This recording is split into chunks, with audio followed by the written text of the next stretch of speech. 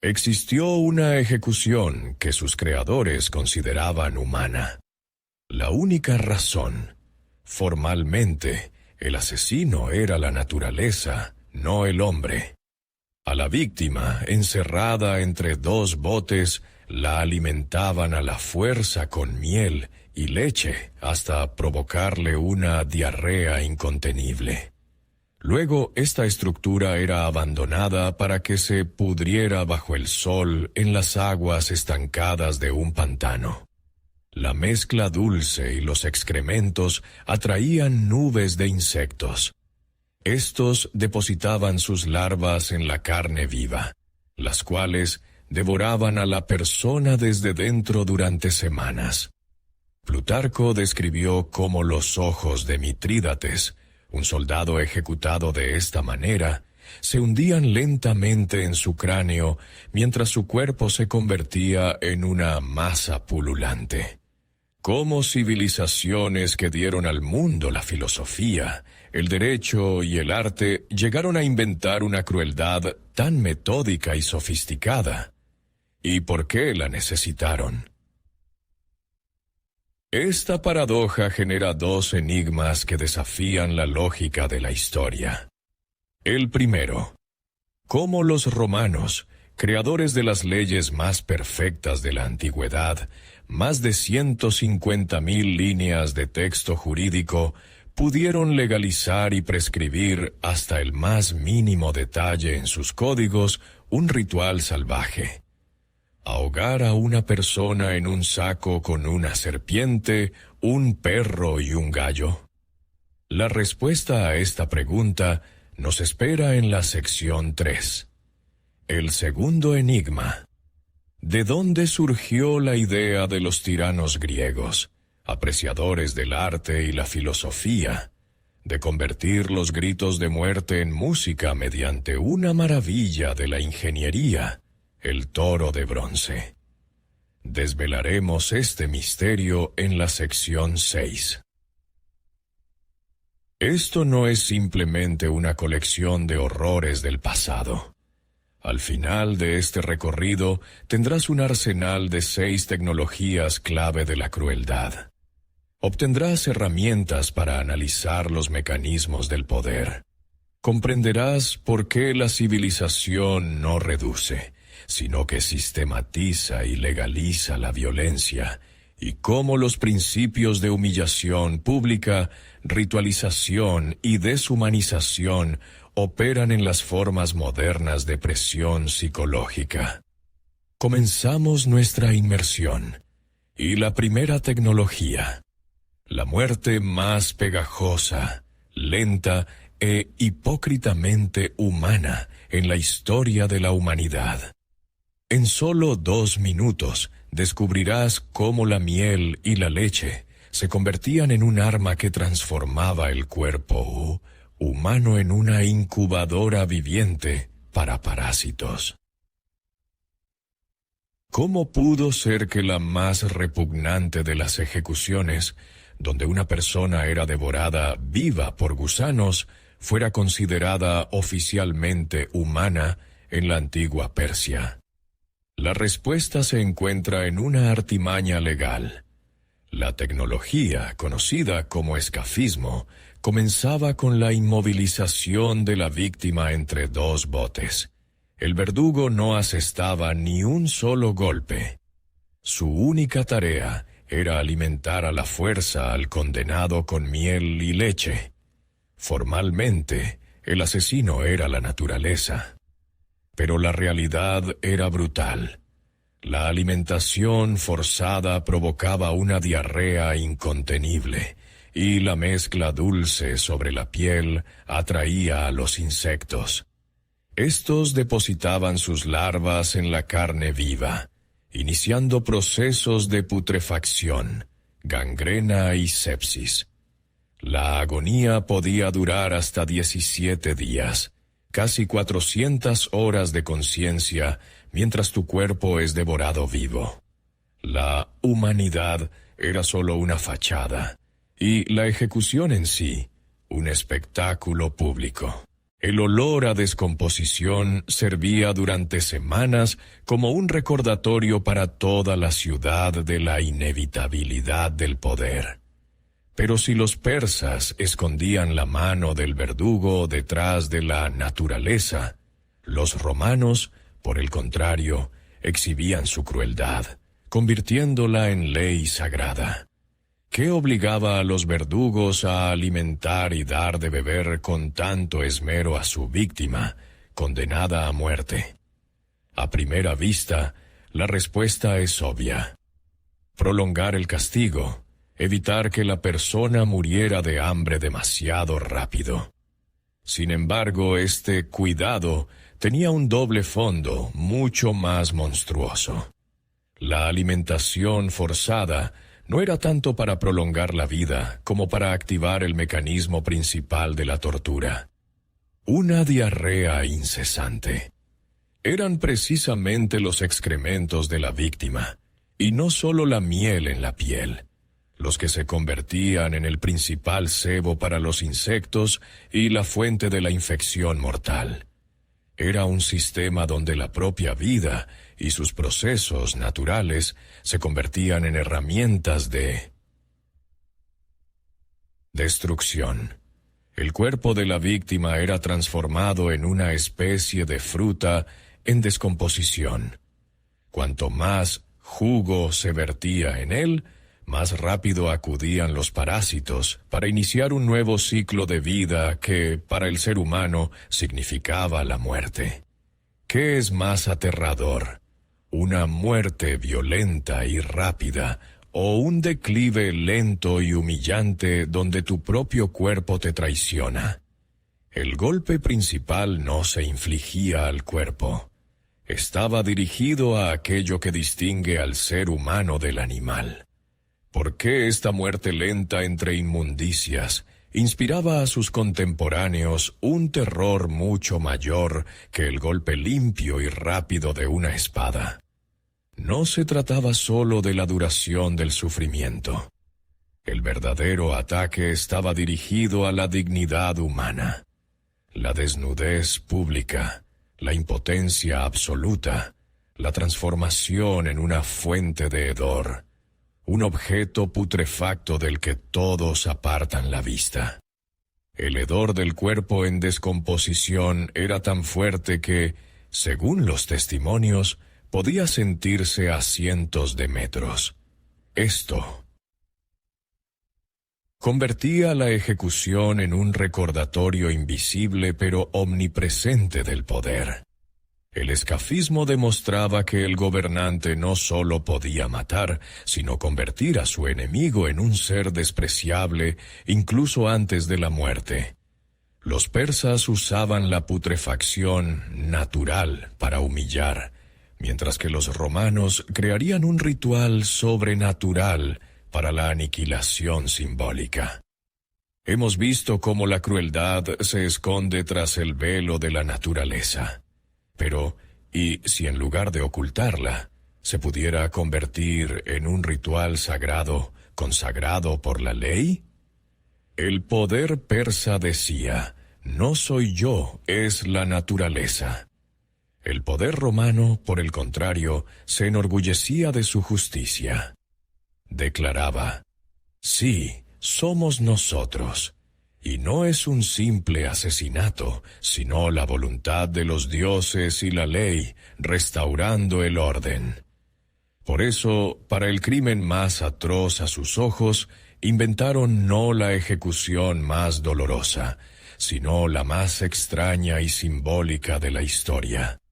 Los romanos se preparaban para arrojar a un río un saco de cuero que contenía no solo al criminal, sino también a 4 criaturas que simbolizaban el terror absoluto. Lo que significaban, lo revelaremos en la siguiente sección.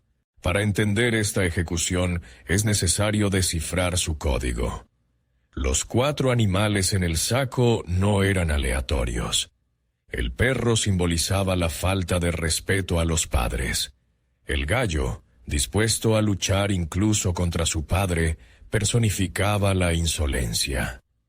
La serpiente era un símbolo mitológico directo del parricidio.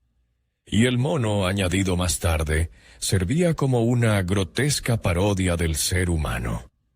No era una selección caótica, sino un ritual legalmente establecido, la poena cuyei o la pena del saco. Su objetivo no era el máximo dolor, sino el máximo simbolismo. Los romanos legalizaron esta barbarie para demostrar que el asesinato de un padre no era solo un crimen contra una persona, sino una ruptura en el tejido mismo del universo.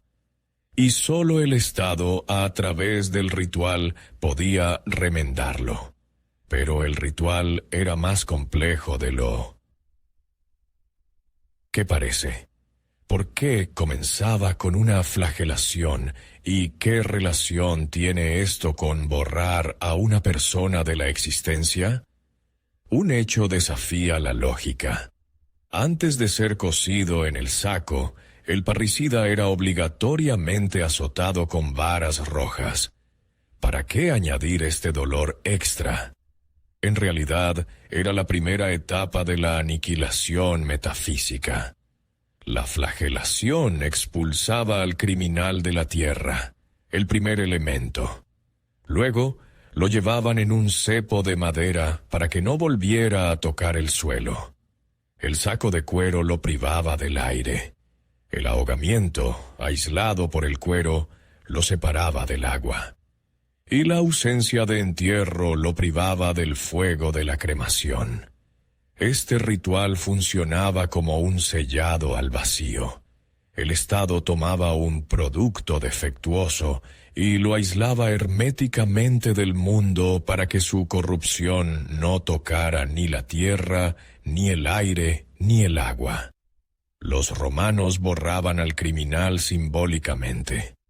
Pero existía un método que lo hacía literalmente, desmembrando a la persona. ¿Cuál es el crimen moderno más atroz que, en su opinión, merecería un ritual tan complejo?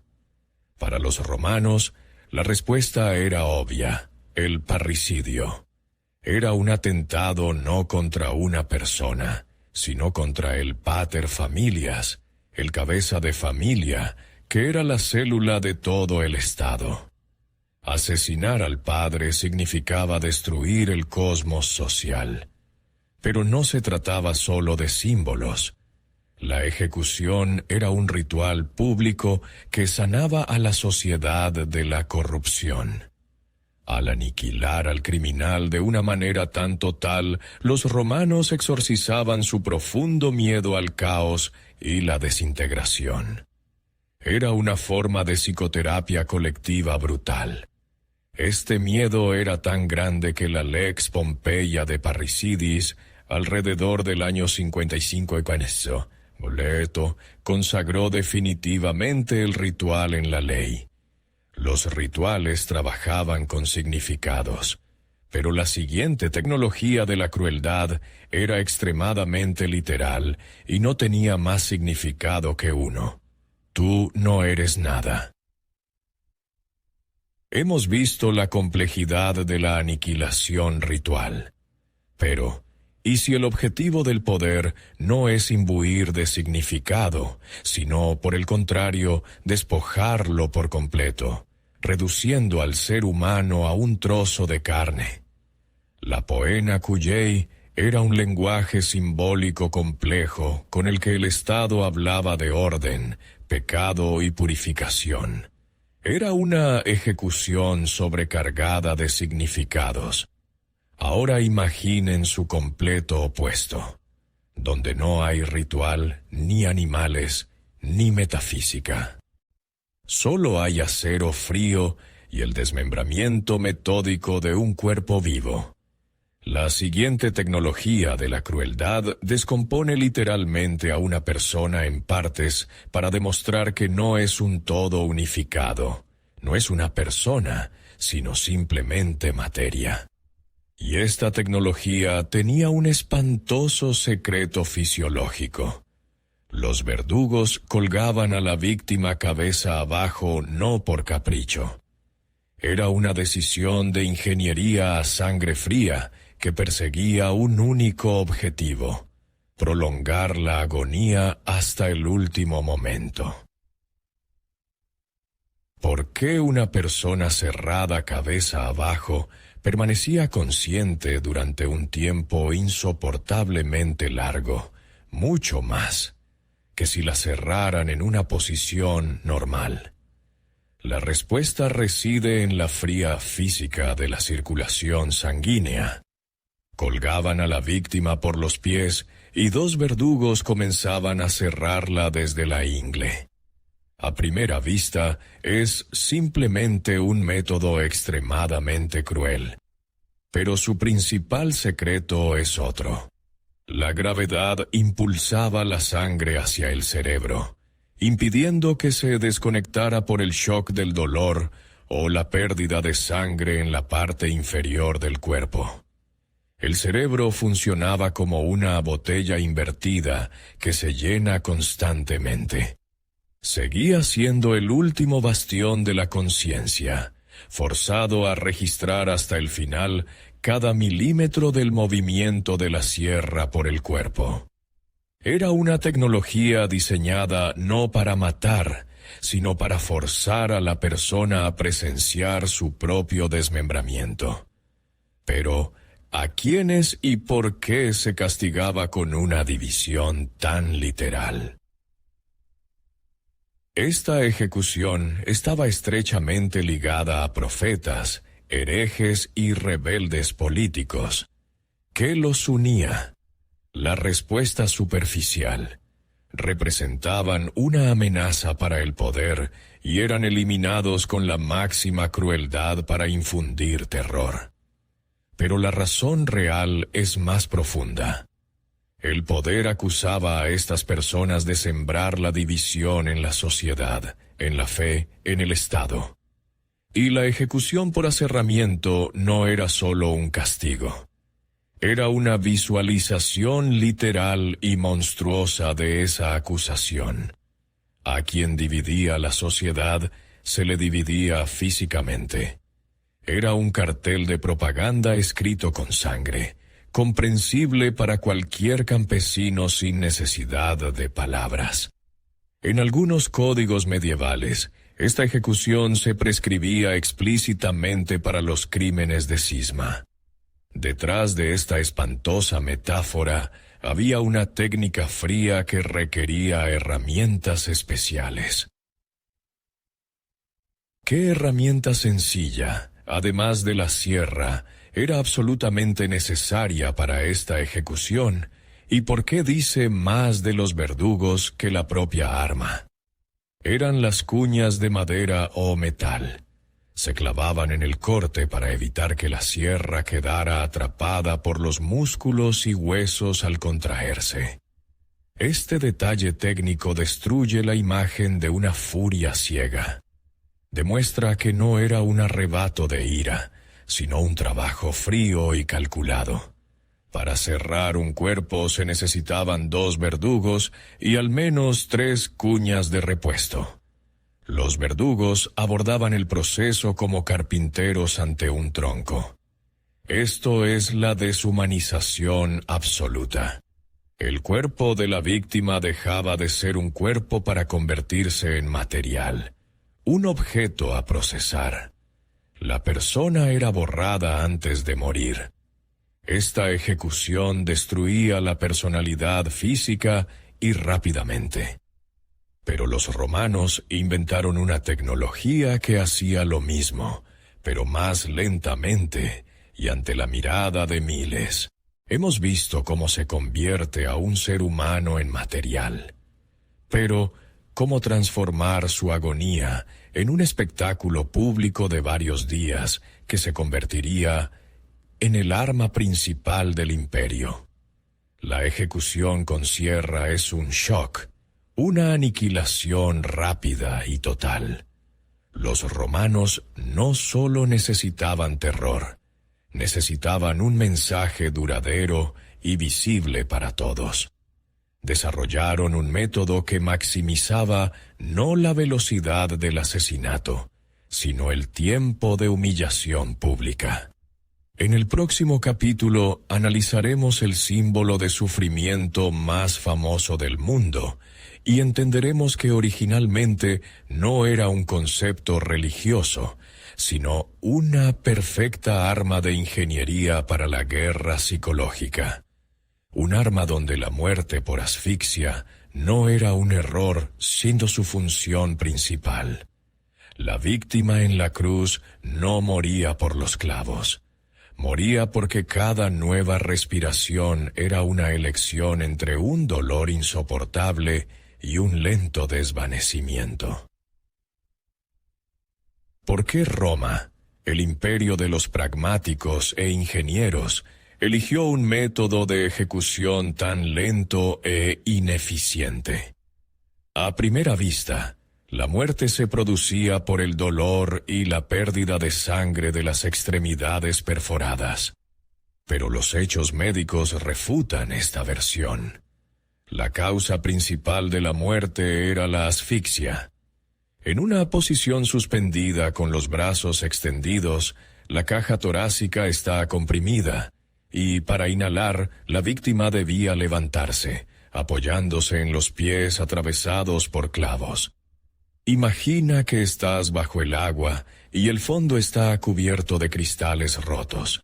Cada inspiración es una elección consciente de una nueva dosis de dolor. La ingeniería romana transformó la simple respiración en un ciclo infernal de elección entre la asfixia y la agonía. La muerte lenta no era un efecto secundario, sino el objetivo principal. Era un mensaje público. Pero, ¿por qué esta ejecución era considerada también la más vergonzosa? La crucifixión era la ejecución para esclavos, y casi nunca se aplicaba a ciudadanos romanos, ni siquiera por los crímenes más graves. No se trataba solo de una división de clases. La humillación era el arma principal. Consistía en 3 golpes. El primero, la desnudez pública, una vergüenza absoluta en la sociedad romana. El segundo, la impotencia total, que convertía a la víctima en objeto de burlas y vejaciones. El tercero, el más terrible, la negación del entierro. El cuerpo se dejaba para ser devorado por las aves y los animales salvajes, lo que en la creencia romana condenaba el alma a tormentos eternos. Cicerón la llamó el castigo más cruel y repugnante, indigno incluso de la mirada de un ciudadano romano. Roma demostraba que su poder se extendía no solo sobre la vida de su enemigo, sino también sobre su honor y su destino póstumo. A veces, esta arma se aplicaba a escala industrial, convirtiendo las carreteras en galerías de horror. En el año 71 tras sofocar la rebelión de Espartaco, los romanos crucificaron a 6.000 de sus seguidores. ¿Por qué no los mataron en el acto, sino que extendieron la ejecución a lo largo de 200 kilómetros de la principal vía del país, la Vía Apia? No fue simplemente un acto de intimidación. Fue la instalación mediática más grandiosa y espeluznante de la historia. Miles de viajeros, comerciantes y funcionarios viajaron durante semanas a la capital del mundo a través de este corredor de la muerte. 6.000 cruces en 200 kilómetros. Esto significa que un nuevo moribundo aparecía en el campo de visión cada 33 metros. Roma transformó el propio paisaje en el portador de su mensaje principal. Ni se te ocurra desafiar al imperio. Fue una guerra psicológica grabada a fuego en la conciencia de toda una generación. Roma perfeccionó la ejecución como mensaje. Pero los griegos tomaron otro camino intentando convertirla en arte. Hemos entendido cómo una ejecución se convierte en un mensaje, pero ¿es posible transformarla en una obra de arte perversa? La crucifixión fue una tecnología mediática perfecta. Su objetivo, transmitir un mensaje de poder a la máxima audiencia con el máximo efecto psicológico. El enfoque griego que veremos ahora perseguía un fin distinto. No era una acción pública para las masas, sino un entretenimiento privado y sádico para un solo espectador. El tirano. El objetivo no era la comunicación, sino la estetización de la crueldad. El siguiente invento es una obra maestra de ingeniería sádica. Un dispositivo que no solo mataba con fuego, sino que transformaba los gritos de agonía en un rugido melodioso que deleitaba el oído de su creador. Dentro de la cabeza de la estatua de bronce se ocultaba un complejo mecanismo de tubos y resonadores. Su único propósito, convertir el dolor humano en música para el tirano. Esta obra maestra de la ingeniería sádica fue inventada por encargo de Falaris, tirano de la ciudad siciliana de Acragante en el siglo VI. Encargó al broncista ateniense Perilao que creara algo que hiciera la ejecución inolvidable, y éste superó todas las expectativas. Dentro de la estatua hueca de un toro de bronce, diseñó un complejo sistema de tubos acústicos. Funcionaban como un instrumento de viento perverso. La agonía de la persona encerrada dentro y asada viva era solo el aliento. La mecánica, sin embargo, transformaba los gritos de muerte en un rugido prolongado y melodioso, similar al de un toro enfurecido. Fascinado por el invento, Falaris ordenó probarlo de inmediato. En su propio creador, Perilao, la tiranía siempre aspira al control total, donde incluso el genio ajeno y el dolor de la muerte se convierten en una forma de arte perverso.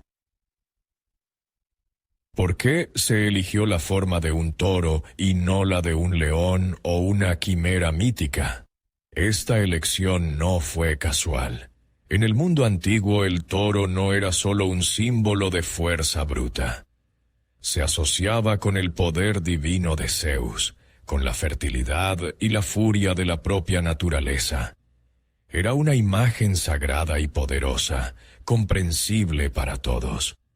Pero la invención de Falaris no fue una apropiación de este símbolo, sino su perversión total.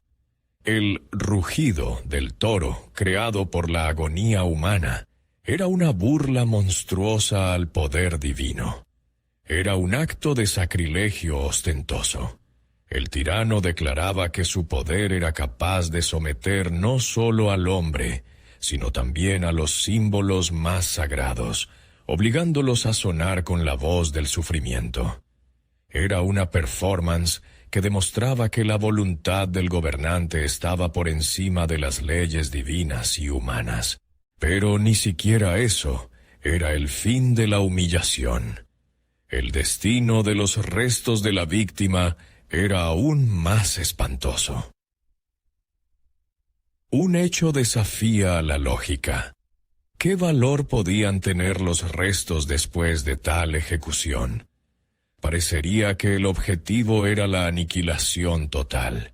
El cuerpo, reducido a cenizas y huesos calcinados, debería haber desaparecido sin dejar rastro. Pero las fuentes antiguas cuentan otra historia. Los huesos de la víctima no se desechaban. Se recogían cuidadosamente. Tras ser calcinados en el bronce al rojo vivo, adquirían un brillo y una textura inusuales, brillando, según las leyendas, como joyas. Con estos huesos se fabricaban pulseras y amuletos que el propio tirano llevaba. Este es el grado máximo de deshumanización. El cuerpo de la víctima no solo era destruido, era procesado para convertirlo en un objeto de lujo, en un trofeo. La persona se convertía en una cosa, en un adorno, en un recordatorio eterno de la omnipotencia de su verdugo. Agonía, procesamiento, adorno. 3 pasos para la cosificación total. La lógica del toro de bronce residía en su exclusividad. Era un teatro personal del horror, una obra de arte única para un solo espectador. Mientras el tirano griego creaba una obra maestra para sí mismo, el Imperio Romano eligió otro camino: la estandarización y la producción en masa de la crueldad. El sadismo de ingeniería único fue reemplazado por la fábrica de la muerte, accesible a todos los ciudadanos, el Coliseo. Fue la democratización de la violencia, su transformación de un entretenimiento de élite a un espectáculo público. El único espectador de Falaris frente a los 50.000 ciudadanos de Roma que llenaban la arena a diario. El rugido único del toro fue reemplazado por el rugido de una multitud de miles. Roma industrializó la crueldad, construyendo una industria de la muerte donde la ejecución se convirtió en el principal éxito de taquilla del imperio, y la vida humana en su principal material de consumo. ¿De dónde aparecían, en el corazón de Europa, en las arenas de Roma, miles de leones de África y tigres de Asia a escala industrial? Esta paradoja logística oculta una infraestructura colosal. La tecnología se conoce como damnatio ad bestias, la condena a las bestias. Pero la realidad era brutal. Durante los Juegos de 100 días del emperador Trajano, fueron ejecutadas hasta 10.000 personas y asesinados 11.000 animales salvajes. No se trataba de capturas aleatorias. Para asegurar tales escalas, legiones enteras trabajaban, devastando la fauna del norte de África, lo que llevó a la extinción local de especies, como los leones de Berbería. El Coliseo no era solo un lugar de ejecución, sino el punto final de una fábrica global de la muerte. La civilización no reduce la crueldad, la sistematiza. Pero llevar a la bestia a la arena era solo la mitad del trabajo. La verdadera ingeniería comenzaba debajo de ella. ¿Cómo lograban los romanos que las bestias salvajes, que instintivamente temen el ruido, atacaran garantizadamente a las personas en una arena inundada de luz? La respuesta simple: las mataban de hambre. Pero el hambre era solo una de las herramientas. El panorama cambia cuando miramos bajo la arena, en el hipogeo. Este era un complejo sistema de decenas de ascensores de tracción manual, pasillos y trampillas ocultas. Los animales eran mantenidos en completa oscuridad y luego, de repente, elevados a la arena segadora. La desorientación, el rugido de la multitud y la luz repentina los llevaban a un estado de máxima furia.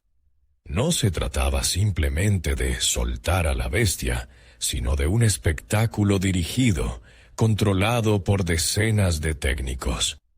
La ingeniería creaba el efecto, pero para que el espectador no sintiera compasión por la víctima, se requería otra tecnología, la psicológica. ¿Quiénes eran las miles de personas que morían en la arena? ¿Y por qué 50.000 espectadores no se horrorizaban, sino que aplaudían? La primera respuesta: eran criminales y enemigos del Estado. Su muerte era un castigo justo. pero la realidad era mucho más sofisticada.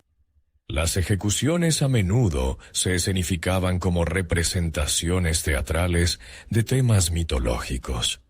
A un condenado que interpretaba el papel de Orfeo, podían atarlo a un poste con una lira en las manos y luego soltarle osos de verdad. O a un Ícaro, al que arrojaban desde una gran altura. Los espectadores no veían la ejecución de una persona, sino un mito hecho realidad. La víctima se convertía en actor, su agonía en parte de la trama. Esta era la etapa final de la deshumanización, donde la muerte real se transformaba en entretenimiento. Detrás de todos estos métodos se esconde un código único e invisible. Hemos recorrido un camino desde la tortura persa hasta la industria de la muerte romana. ¿Fueron estallidos aleatorios de crueldad o una lógica unificada? Escafismo, poena cuyei, aserramiento, crucifixión, el toro de bronce, damnatio ad bestias. A primera vista no están relacionados. Pero si no miramos el método, sino el objetivo psicológico, emerge un código. Detrás de cada ejecución hay una tarea específica. La primera, humillar y borrar la personalidad, como en el escafismo o el aserramiento. La segunda, ritualizar la violencia, como en la poena cuyei. La tercera, convertir el sufrimiento en un mensaje o un espectáculo, como en la cruz o en la arena. Nunca fue un simple asesinato. Siempre fue un mensaje sobre el poder ilimitado y la futilidad de la resistencia. Los tres pilares de este código: destrucción, ritualización y espectáculo. El primer pilar, la destrucción de la personalidad, tuvo dos encarnaciones espantosas. Por un lado, el escafismo, la lenta disolución de una persona en la naturaleza, donde el cuerpo se convierte en alimento para insectos. Por otro, el aserramiento, el desmembramiento frío y mecánico que reduce a la persona a material. Son dos caras de un mismo objetivo: el borrado total del enemigo. El poder actuaba como un escultor a la inversa. El escafismo raspaba lentamente todos los rasgos de la persona hasta convertirla en una masa informe, mientras que la sierra partía bruscamente el material en dos. En ambos casos, la víctima se veía obligada a presenciar hasta el final su propia desintegración física. No era solo un asesinato, sino la prueba de que del enemigo no quedaría ni siquiera un cuerpo íntegro para ser enterrado. Pero a veces, el poder no necesitaba borrar al enemigo, sino hacer de su castigo una declaración contundente. El segundo pilar, la ritualización, convertía la crueldad en ley de Estado. Roma lo demostró de dos maneras. La poena cuyei, la ejecución en el saco, era un complejo rito de purificación donde el Estado actuaba como un sacerdote que exorcizaba la corrupción. La crucifixión, por su parte, era una tecnología de guerra psicológica, un cartel publicitario del imperio. Tras la rebelión de Espartaco, se instalaron 6.000 cruces a lo largo de la Vía Apia. Eso es una cruz cada 30 metros a lo largo de 200 kilómetros, un corredor de terror ininterrumpido. En ambos casos, el Estado usaba la ley y el ritual para justificar e intensificar la crueldad. El castigo se convertía no solo en retribución, sino en un acto de propaganda estatal. Pero, ¿qué ocurre cuando la crueldad deja de ser un mensaje y se convierte en un fin en sí misma? en arte y entretenimiento. El tercer pilar, el espectáculo, responde a la pregunta principal. La evolución desde el toro de bronce hasta las ejecuciones masivas en el Coliseo es el camino de la crueldad como obra de arte única para un tirano, a la crueldad como un éxito de taquilla para millones.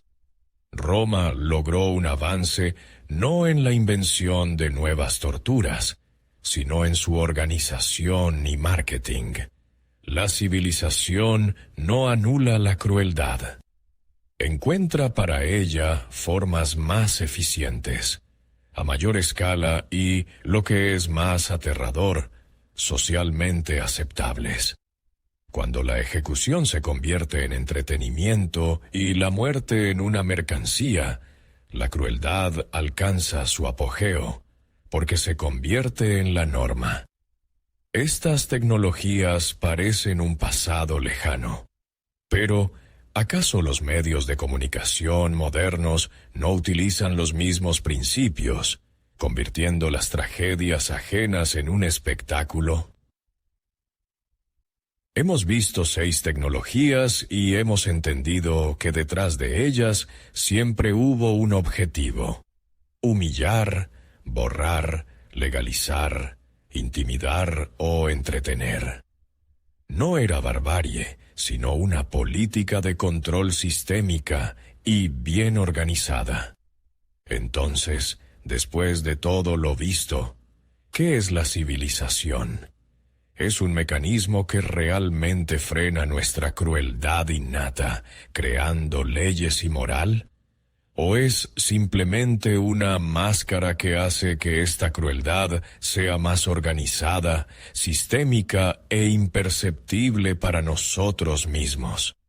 Saque su propia conclusión y escriba en los comentarios una sola palabra que refleje su veredicto: frena o máscara. Veamos a qué opinión ha llegado la mayoría. Recuerden el cuerpo devorado vivo por larvas en miel, y otro metódicamente cerrado por la mitad. Escafismo y aserramiento. A primera vista son opuestos. Una ejecución natural, la otra mecánica. Pero su objetivo es el mismo: no solo matar, sino borrar por completo la personalidad, convirtiendo a la persona en materia en descomposición. El escafismo actuaba como un escultor a la inversa, raspando lentamente todos los rasgos de la persona hasta que se convertía en una masa informe y pululante. El aserramiento, en cambio, partía bruscamente el material en dos, demostrando que nunca hubo personalidad ni un todo. En ambos casos, la víctima estaba condenada a una observación consciente y terriblemente larga de su propia desintegración. Ese era el golpe principal. El poder demostraba que podía arrebatar no solo la vida, sino la propia forma humana, sin dejar nada para ser enterrado. Pero a veces, el poder no necesitaba borrar al enemigo sin dejar rastro, sino, por el contrario, hacer de su castigo una declaración contundente para todo el mundo. Tomemos 2 ejecuciones romanas emblemáticas. Una, un ritual extraño, casi místico, con un saco y animales. La otra, una tecnología pragmática y masiva de humillación en la cruz. ¿Cuál es su lógica estatal común? La Poena Cullei era un exorcismo legal. El Estado actuaba como un sacerdote que, a través de un complejo rito consagrado por la ley, expulsaba la corrupción del parricidio de la sociedad, sellando simbólicamente al criminal. La crucifixión, por su parte, era un gigantesco cartel publicitario del imperio. 6.000 cruces después de la rebelión de Espartaco. Eso es un moribundo cada 33 metros a lo largo de 200 kilómetros de la Vía Apia. Un corredor de terror ininterrumpido que transmitía un único mensaje: no desafíes a Roma. En ambos casos, el Estado convierte la crueldad en un acto de propaganda. La ley y el ritual no frenan la violencia, sino que la legalizan y la intensifican. El poder habla a través de símbolos sagrados o de una humillación visible. Pero, ¿qué ocurre cuando la crueldad deja de ser un mensaje y se convierte en un fin en sí misma, en arte y entretenimiento? Esta transición del mensaje al entretenimiento es la etapa final. Comparen 2 puntos en esta trayectoria. El toro de bronce es una obra exclusiva de arte sádico para un solo espectador, el tirano. Las ejecuciones en el Coliseo son una producción en serie, un éxito de taquilla para 50.000 ciudadanos. Roma logró un avance no en la invención de nuevas torturas, sino en su organización y marketing. Industrializó la muerte, convirtiéndola en una industria. Y esta es la respuesta directa a la pregunta principal que planteamos al principio. La civilización no reduce la crueldad. Encuentra para ella formas más eficientes, a mayor escala y, lo que es más aterrador, socialmente aceptables. Cuando la ejecución se convierte en la norma y la agonía en una mercancía, la crueldad alcanza su apogeo. Estas tecnologías parecen una barbarie lejana. Pero, ¿acaso los medios de comunicación modernos, al convertir las tragedias ajenas en un espectáculo para millones, no utilizan exactamente los mismos principios? Hemos visto 6 tecnologías. Hemos entendido que detrás de ellas siempre hubo un objetivo frío: humillar, borrar, legalizar, intimidar o entretener. No fue barbarie. Fue una política de control sistémica y bien organizada. Entonces, después de todo lo visto, ¿qué es la civilización? ¿Es un mecanismo que realmente frena nuestra crueldad innata, creando leyes y moral? ¿O es simplemente una máscara que hace que esta crueldad sea más organizada, sistémica y, por lo tanto, imperceptible para nosotros mismos? Saque su propia conclusión. Escriba en los comentarios una sola palabra que refleje su veredicto: frena o máscara. Veamos a qué opinión ha llegado la mayoría.